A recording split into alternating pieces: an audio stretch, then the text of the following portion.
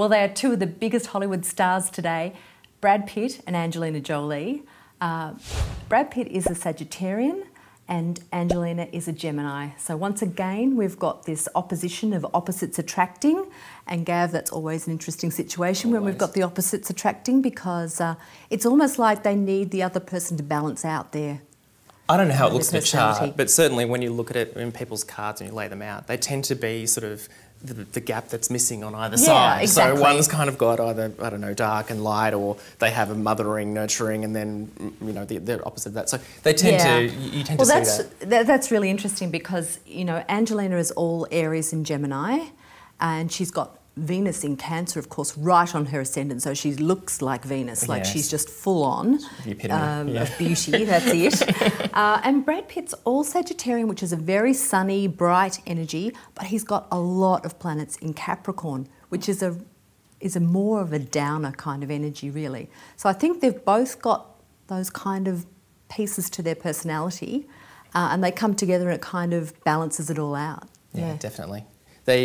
There must be quite a lot of challenges with that though too, because you would have, although, you know, it's like not being a whole person, you have to kind of find it in another person all the time. And I think, I do wonder, and maybe this is a reach, but I wondered whether the menagerie of children that they have that goes with it, they're holding it all together. Yeah, absolutely they are, because, you know, I look at their chart and I think, oh, you know, it's going to be a rocky road ahead. Really?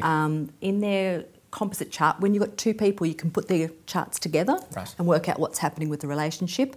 And the planet Uranus is just about to go and shake that end of the descendant. So that means quick, sudden change, things that you weren't expecting. So it's something like they could go get married, and like it would be a big surprise or something that people weren't expecting, or they could break up, which people weren't expecting. Definitely not. And so, you know, we kind of look at this, and well, I look at this and think it's, you know, it's going to be a really interesting year for them. A lot of news coming out.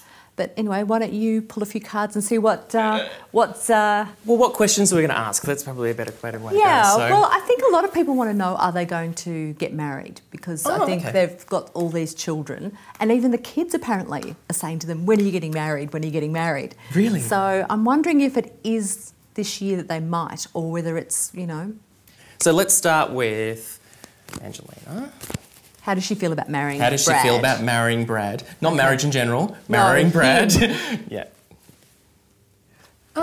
Shape-shifting. So for her, that would be probably a fundamental change to who she is. So she would have to be someone different, not so much different to marry Brad, but it would change her fundamentally afterwards. Well, she's been married a couple of times. Yeah, so I know, but to look as she's been married too. Yeah, I know. But also, I guess there's that element of her, and that this comes up in her chart, that she changes when she gets into a marriage situation, and she doesn't know how to hold her own energy. Do you think that's maybe why they've waited? So yeah, I think that's the reason for both of them. Yeah. Okay.